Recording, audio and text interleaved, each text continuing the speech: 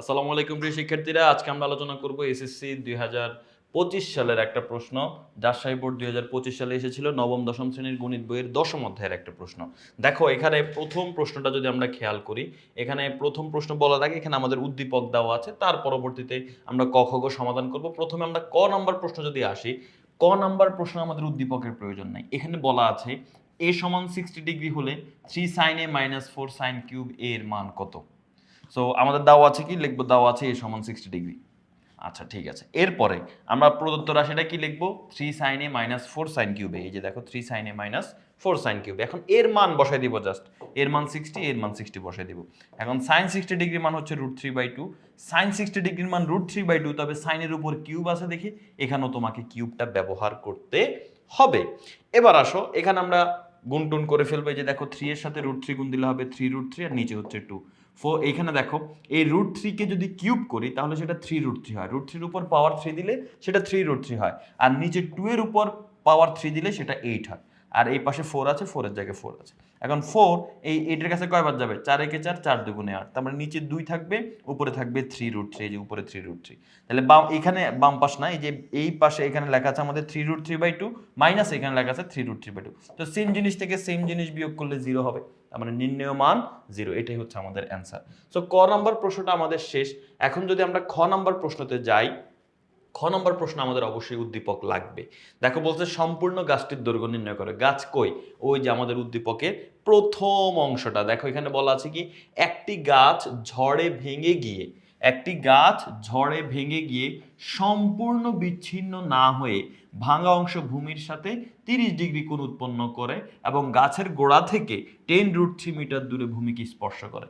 দেখো তুমি চিত্রটা এটা পড়ার সাথে সাথে চিত্রটা মাথার মধ্যে তুমি ড্র করে ফেলবা। কিভাবে বলছে, একটা গাছ ঝড়ে ভেঙে গিয়েছে এবং সম্পূর্ণ, এখানে আসলে যতগুলো ম্যাথই আছে, গাছ বলো খুঁটি বলো, এরা ভেঙে আলাদা হয় না, একসাথে লেগে থাকে আর কি। মনে করি এটা একটা গাছ, এভাবে যদি ভেঙে যায় এভাবে আলাদা হয়ে যায় না, এটা এভাবে ঝুলে থাকে, ঠিক আছে। তো সবগুলো ম্যাথ এইরকমই।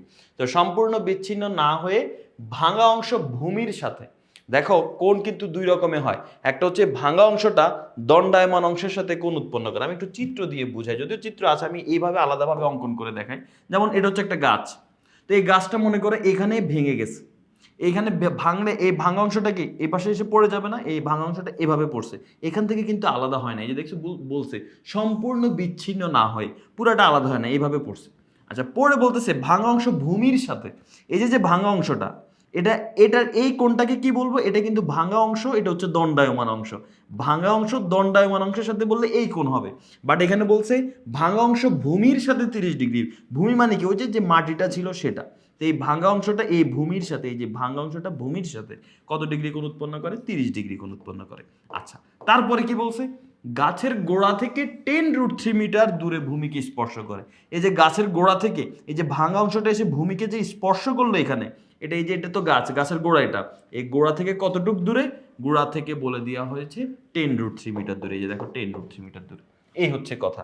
তো এই চিত্র থেকে এখন আমাদের নির্ণয় করতে হবে কি, প্রশ্নটা হচ্ছে যে সম্পূর্ণ গাছটার দৈর্ঘ্য কত, পুরা ভাঙা অংশ দণ্ডায়মান অংশ পুরাটা মিলে পুরো গাছটার দৈর্ঘ্য আসলে কত, সেটা আমাদের বের করতে হবে।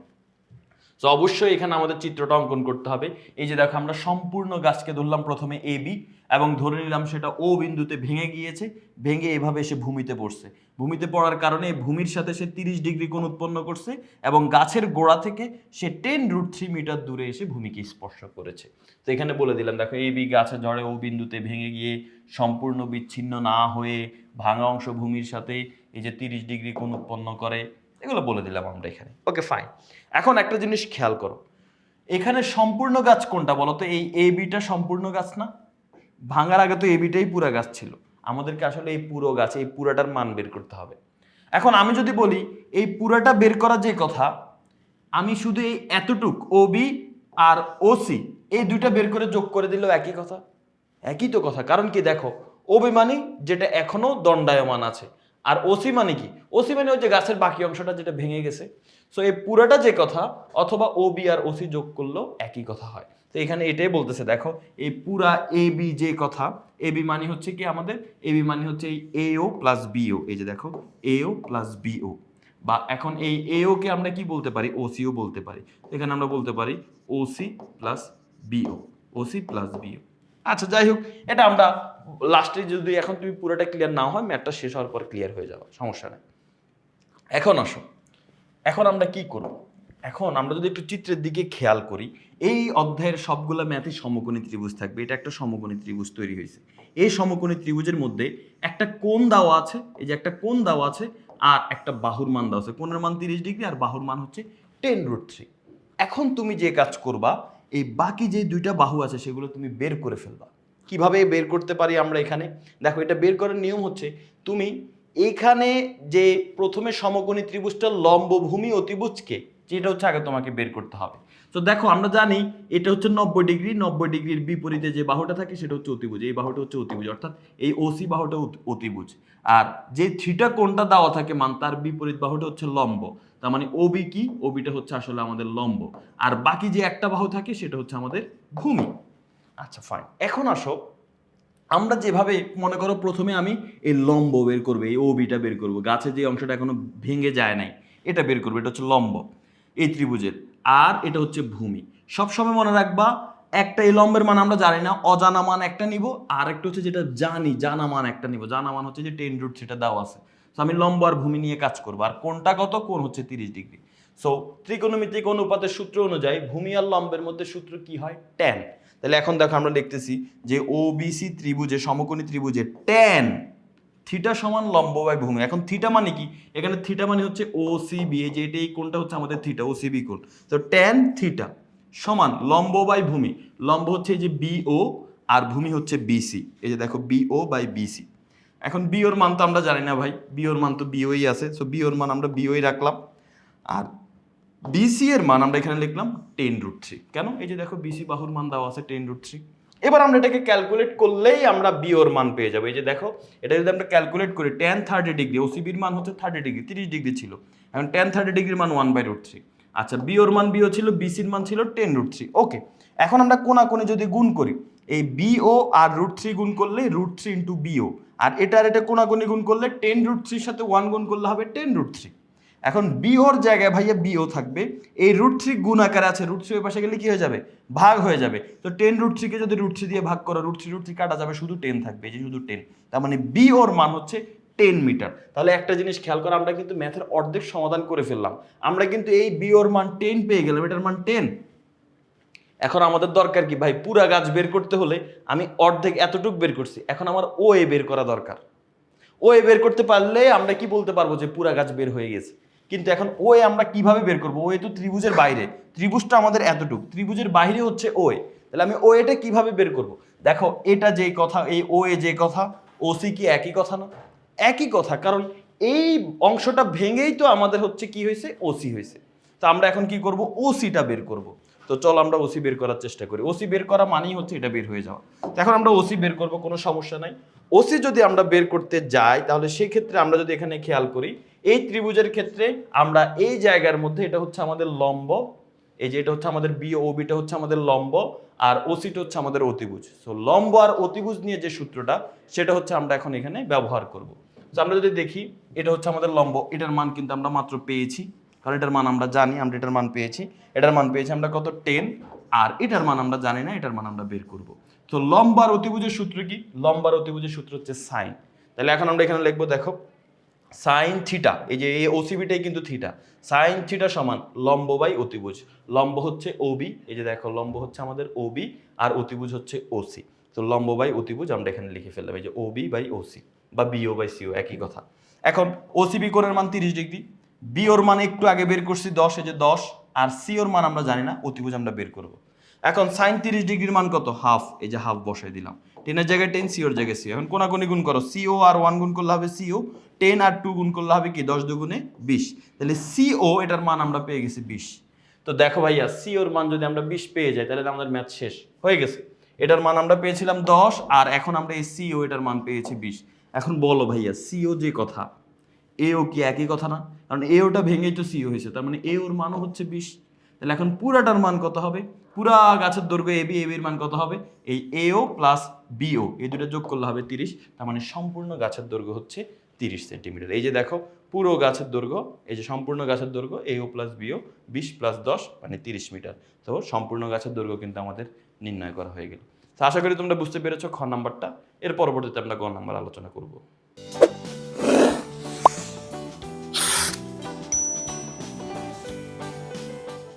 গ নাম্বার প্রশ্ন যদি আমরা আলোচনা করতে যাই তাহলে এখানে দেখো, এখানে আমাদের পি কিউ 1200 হলে কি ভূমি থেকে উড়োজাহাজ, ভূমি থেকে উড়োজাহাজ কোথায়? উদ্দীপক। তার মানে আমরা এখন একটু উদ্দীপকে চলে আসি। এই যে দেখো উদ্দীপকে এখানে আমাদের বলা হচ্ছে পি ও কিউ দুইটি স্থানের মধ্যবর্তী কোন স্থানে একটি উড়োজাহাজ উঠছে। এখানে উড়োজাহাজ বলতে পারে, বেলুন বলতে পারে, হেলিকপ্টার বলতে পারে, বা একটা টাওয়ার আছে বলতে পারে। খুবই গুরুত্বপূর্ণ, খুবই গুরুত্বপূর্ণ। দেখো পি ও কিউ, পি এবং কিউ দুটি স্থানের মধ্যবর্তী কোন স্থানে একটি উড়োজাহাজ উঠছে। উড়োজাহাজের অবস্থানে পি ও কিউ এর অবনতি কোণ যথাক্রমে 60 ডিগ্রি ও 45 ডিগ্রি। এই প্রশ্নটা বুঝে জাস্ট চিত্রটা তোমাকে আঁকতে হবে, কারণ এই অধ্যায়ের চিত্রগুলো যদি তুমি ভালো করে আঁকতে না পারো তাহলে কিন্তু তুমি ধরা খেয়ে যাবা, ঠিক আছে? ম্যাথ আর করতে পারবে না, চিত্রটা মেইন। তো প্রথমে পি ও কিউ দুইটি স্থানের মধ্যবর্তী। আমরা যদি এটা চিত্রটা একটু দেখি, দেখো পি ও কিউ দুইটা স্থান আমরা যদি এখানে দেখি, এই যে দেখো এটা হচ্ছে পি, এটা হচ্ছে কিউ, পি ও কিউ দুইটা স্থান।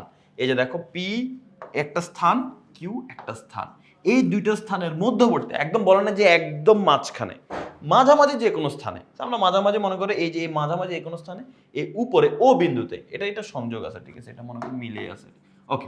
তো এই ও বিন্দুতে একটা উড়োজাহাজ উঠছে, এই উড়োজাহাজটা এই ও বিন্দুতে আছে, উড়োজাহাজটা কি ও বিন্দুতে আছে।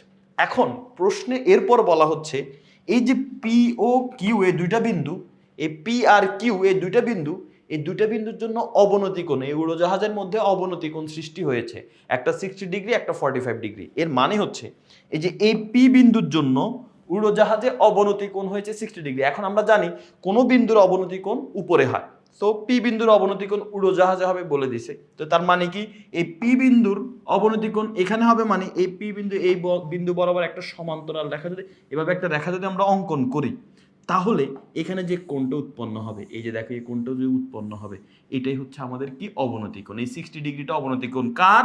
পি বিন্দুর। তার মানে পি বিন্দুর অবনতি কোণটা হচ্ছে পি ও পি প্রাইম। আচ্ছা, আবার বলছে কিউ বিন্দুর অবনতি কোণ 45 ডিগ্রি। তাহলে এই যে কিউ বিন্দুর জন্য অবনতি কোণ এই উড়োজাহাজে হবে। তো কিউ বিন্দুর জন্য এই যে এই কোণটা হচ্ছে তার অবনতি কোণ, যেটার মান কত? 45। তাহলে আমরা পি বিন্দুর অবনতি কোণ পেয়ে গিয়েছি, কিউ বিন্দুর অবনতি কোণ পেয়ে গিয়েছি।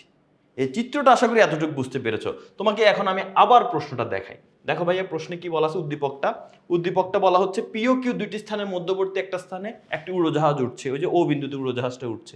এবার উড়োজাহাজের অবস্থানে মানে উড়োজাহাজের মধ্যে এই পি আর কিউ, ওই যে নিচে দুইটা বিন্দু ছিল পি আর কিউ, সেই দুইটা বিন্দুর অবনতি কোণ একটা 60 ডিগ্রি, একটা 45 ডিগ্রি।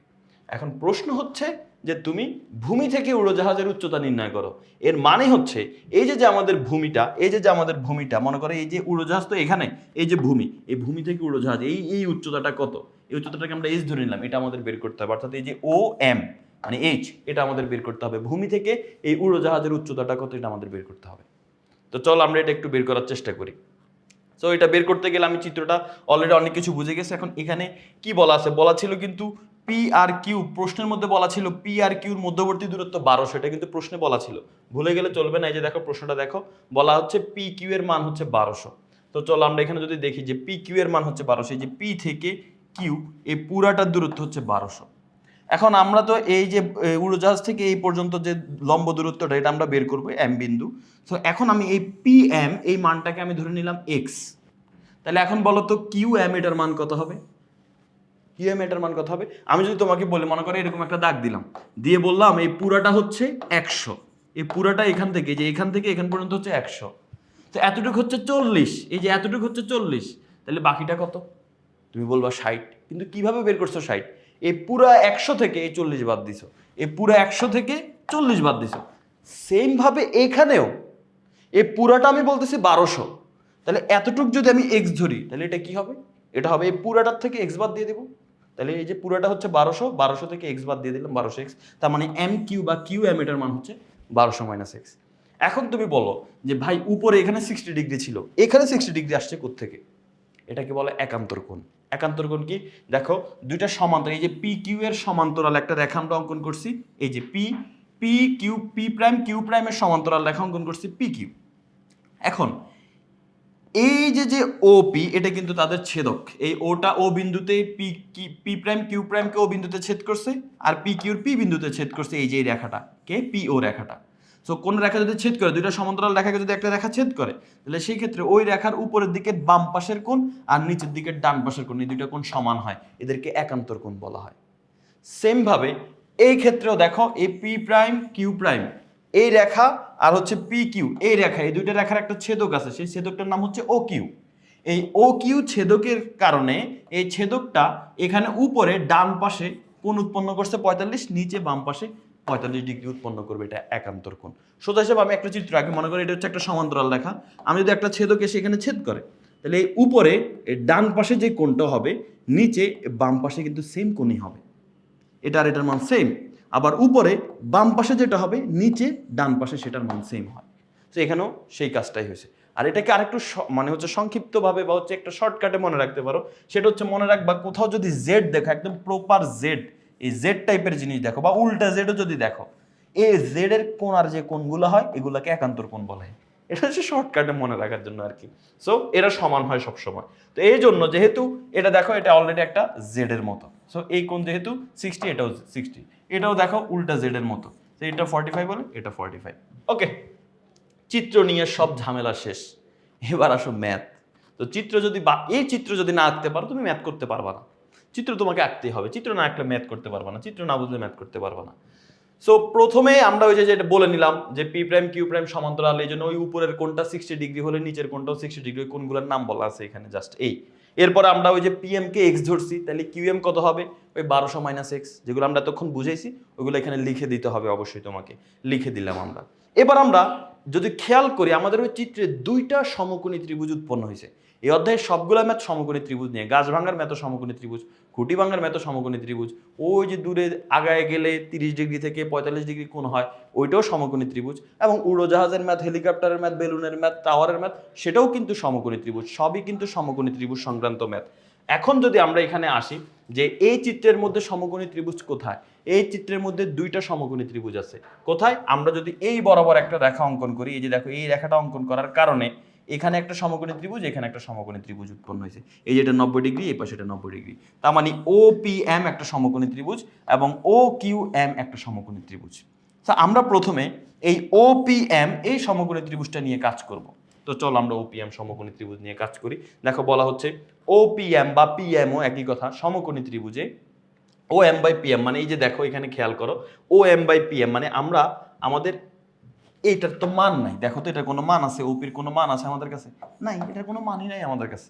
আমার কাছে তাও এই যে ও এম এটার মান এইচ, এটা আমাদের বের করতে হবে, কারণ এটাই আমাদের কাছে জানতে চাইছে ভূমি থেকে ওই বিমানটা কতটুকু পড়ে, আর এই পিএম এটার মান এক্স, এতটুকু দেওয়া আছে।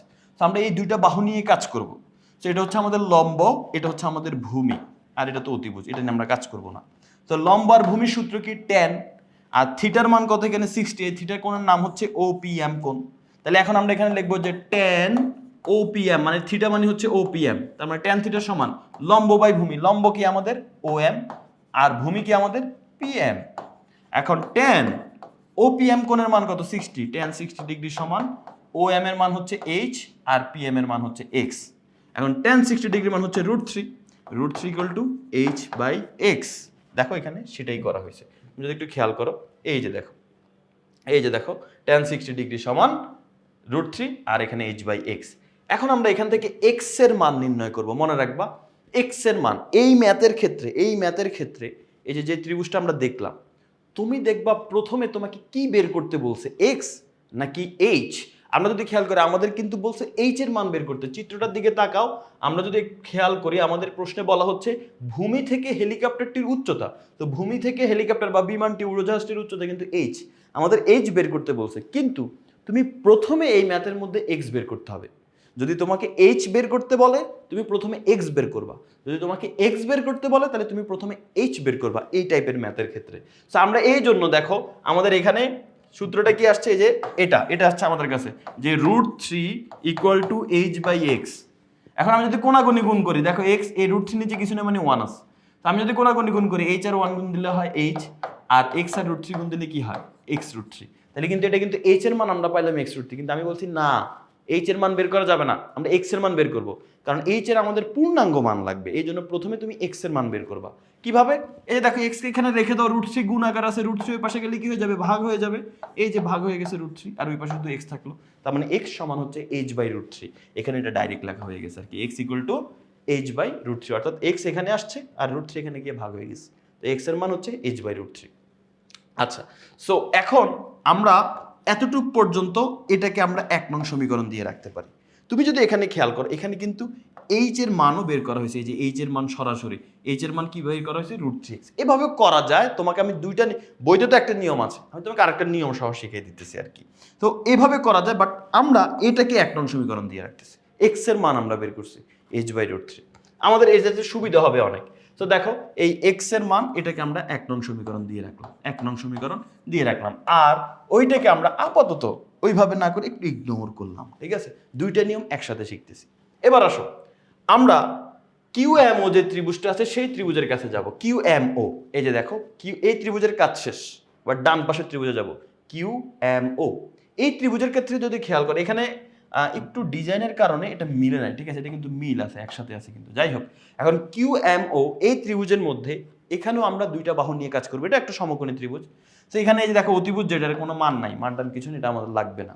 আমরা কি করব, এই বাহুটা আর এই বাহুটা, এই দুইটা বাহু নিয়ে কাজ করব, ঠিক আছে? তো এই বাহুটা হচ্ছে লম্ব, এই বাহুটা হচ্ছে ভূমি। আর কোণের মান কত? কোণ হচ্ছে আমাদের 45 ডিগ্রি। তো চলো আমরা এটা সমাধান করি। সো লম্ব আর ভূমির সূত্র কি? ওই একই, ট্যান। ট্যান সমান হচ্ছে কি, লম্ব বাই ভূমি। আর কোণের নাম কি? কোণের মান হচ্ছে 45, নাম হচ্ছে ও কিউএম। তো এখন দেখো আমরা সেটাই ব্যবহার করবো এখানে। দেখো এই যে ট্যান ও কিউএম সমান O M by QM. O M হচ্ছে লম্ব, যেটার মান হচ্ছে এইচ, আর কিউএম এর মান ভূমি, যেটা ছিল 1200 মাইনাস এক্স। এখন ও কিউএম এর মান 45, আমরা এখানে 45 বসাই দিলাম। দেখো ও কিউএম এর মান কি? ও কিউএম এর মান হচ্ছে 45, আমরা এখানে ও কিউএম এর মান 45, আমরা এখানে 45 বসাই দিলাম। আর O M by QM, O M এর মান এইচ আর এটার মান 1200 মাইনাস এক্স, সেটাই। এখন ট্যান 45 ডিগ্রি মান 1, আর এখানে যা আছে তাই। এবার আমরা কোনাকুনি গুণ করব, ঠিক আছে? কোনাকুনি যদি আমরা গুণ করি, এই যে এই 1 এর নিচে কিছু নেই, মানে কি আছে, এইচ আছে। দেখো কোনাকুনি গুণ করলে এই এই পরের অংশগুলো তুমি আর দেখো না। দেখো এই পরের অংশগুলো আর তোমার লাগবে না, ওই যে তুমি শুরুতে একটা 1 নং সমীকরণটা বের করছো সেই জন্য। দেখো এগুলো তোমার হচ্ছে আর লাগবে না, আমি এগুলা এই কালার দিয়ে দেখাই দিতেছি। এই যে দেখো এতটুকুর পরে তোমার হচ্ছে এই যে এই নিচের এই এতগুলা লাইন আর তোমার লেখা লাগবে না, বুঝতে পারছো? তো তুমি এভাবে করতে পারো, সমস্যা নাই, আমি দুইভাবেই শিখাই দিচ্ছি। এখন দেখো এইচ এর সাথে এই 1 এর নিচে কিছু না, মানে কি 1 আছে। এইচ আর 1 গুণ দিলে কি হবে? এইচ আর 1 গুণ দিলে হবে এইচ ইকুয়াল 1200 মাইনাস এক্স এর সাথে এই 1 গুণ হবে, তাহলে কি হবে, 1200 মাইনাস এক্স। এখন 1200 জায়গায় 1200 থাকলো, আর মাইনাস এক্স এর মানটা আমরা এখানে বসাই দিব। ভাই এক্স এর মান কত? দেখো তো এক্স এর মান, ওই যে 1 নং সমীকরণ আমরা বের করছি, এক্স এর মান হচ্ছে h/√3। তো এখন আমরা এখানে এক্স এর মানটা বসাই দিই। এক্স এর মান কত? এক্স এর মান হচ্ছে h/√3।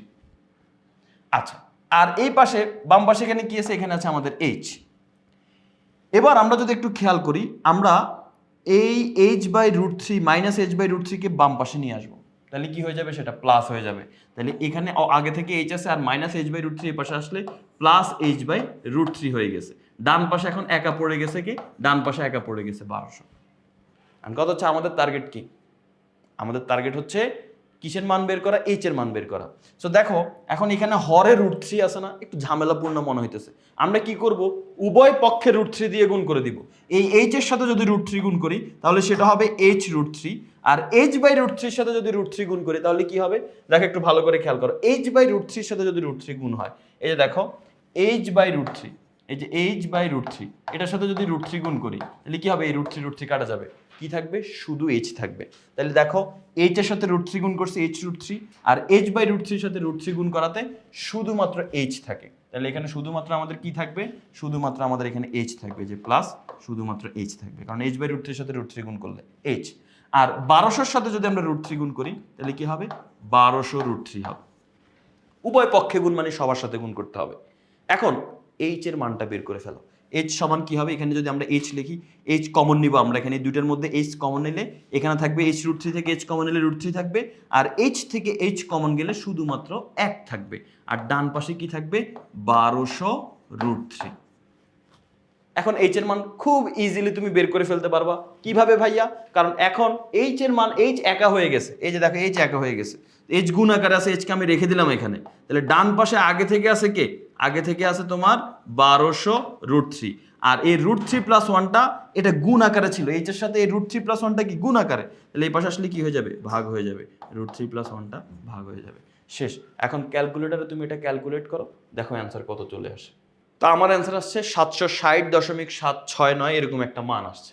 দেখি তো আমাদের এখানে ফাইনাল অ্যান্সার কি আসছে, দেখো 760.769। তো তোমাকে কত কিছু করতে হইতেছে না, দেখো তুমি এই লাইনের পরে, এই যে দেখো এই এইচ এর মান, এই যে এই লাইনের পরে তোমাকে জাস্ট এই 5টা লাইন তোমাকে লিখতে হবে। কিন্তু তুমি যদি আগে এইচ এর মান বের করতে তাহলে তোমাকে এটাও লিখতে হইতো, আবার আলাদাভাবে এইচ এর মান বের করতে হইতো, খুব ঝামেলা। তো যদি এভাবে করতে চাও কোনো সমস্যা নেই, দুইভাবে শিখাই দিলাম। তো অনেক সময় তুমি স্কুলে একভাবে দেখো, অন্য টিচার একভাবে পড়ায়, তো এখন যে টিচারে যেভাবে পড়াক তোমার সমস্যা হবে না, কারণ দুইভাবে তোমার শিখ হয়ে গেছে, ঠিক আছে। তো এখানে যে নিয়মটা ছিল সেই নিয়মটা কি? সেই নিয়মটা হচ্ছে এখানে এইচ এর মানটাই বের করছে, ঠিক আছে। এই নিয়মটা এখন তোমাকে একটু বুঝাই দিই। সেখানে হচ্ছে এখানে এইচ এর মানটাই বের করছে, এই যে এই সমীকরণ থেকে এইচ ইকুয়াল টু √3x এটাই বের করছে, ভালো কথা, এইচ ইকুয়াল টু √3x। এবার তোমাকে যে কাজটা করতে হয়েছে, যে ওই সমকোণী ত্রিভুজ থেকে এখানে আমরা ক্যালকুলেট করার পরে আমাদের কিন্তু এইচ এর মান বের হয়েছিল, তাই না? আমরা যদি দেখি আমাদের 1 নং সমীকরণে এইচ এর মান বের হয়েছিল। সো এখানেও আমাদের সেই কাজ করছি, এই যে দেখো এইচ এর সাথে যদি আমরা একটু খেয়াল করি, এখানে এই 1200 - x, ঠিক আছে, এই 1200 - x এটার সাথে এই 1 গুণ করলে 1200 - x হয়। আর এইচ এর মান কি? এইচ এর মান ছিল √3x। তো এখানে এইচ কে তারা √3x হিসাবে চিন্তা করছে, এই যে এখানে, ঠিক আছে, এই যে √3x হিসাবে এই জায়গায় চিন্তা করা হয়েছে। এইচ এর মান হচ্ছে √3x, তাহলে এই √3x এখানে এই 1 এর সাথে যদি গুণ হয়, √3x আর 1 গুণ দিলে সেটা √3x হবে, আর 1200 - x এর সাথে 1 গুণ করলে সেটা 1200 - x হবে। এবার -x এর পাশে আসলে +x হয়ে যাবে, এখানে 1200, এখান থেকে x কমন নিলে √3+1 ওই পাশে 1200, এবার √3+1 গুণ আকারে আছে, ওই পাশে গেলে ভাগ হয়ে যাবে, ক্যালকুলেট করলে এটা আসবে। এটা কিন্তু x এর মান, এটা কিন্তু অন্য কিছু মান, এটা x এর মান। আমার কাছে বের করতে হবে h এর মান। তো h এর মান বের করতে হলে আবার কি করতে হবে? ওই x এর মানটা 1 নং সমীকরণে বসাইতে হবে। এটা আর কি এক্সট্রা করা লাগে। এই যে দেখো এই 1 নং সমীকরণে কি ছিল? h equal to √3x। এই যে 1 নং সমীকরণে h ইকুয়াল টু √3x। তো x এর মানটা বসাইছে, এই যে x এর মান হচ্ছে এত, তো x এর মান এখানে বসাই, তার সাথে √3 গুণ করে তারপর ফাইনাল আনসার পাইছি। তো দুইভাবে শিখিয়ে দিলাম, তোমার যেমনে মন চায় এমনে করো, ঠিক আছে। তো আশা করি বুঝতে পেরেছো, আশা করি আমাদের বই নিয়ে তোমাদের খুবই উপকৃত হচ্ছ তোমরা। যদি উপকৃত হয়ে থাকো, তোমার পরিচিত যারা আছে তাদের সাথে একটু শেয়ার করে দাও এই বই সম্পর্কে, যেন তারাও বইগুলো সংগ্রহ করে উপকৃত হতে পারে। সবাই ভালো থাকো, সুস্থ থাকো, আরেকটা ক্লাসে ইনশাল্লাহ দেখা হবে। আল্লাহ হাফেজ, আসসালামু আলাইকুম।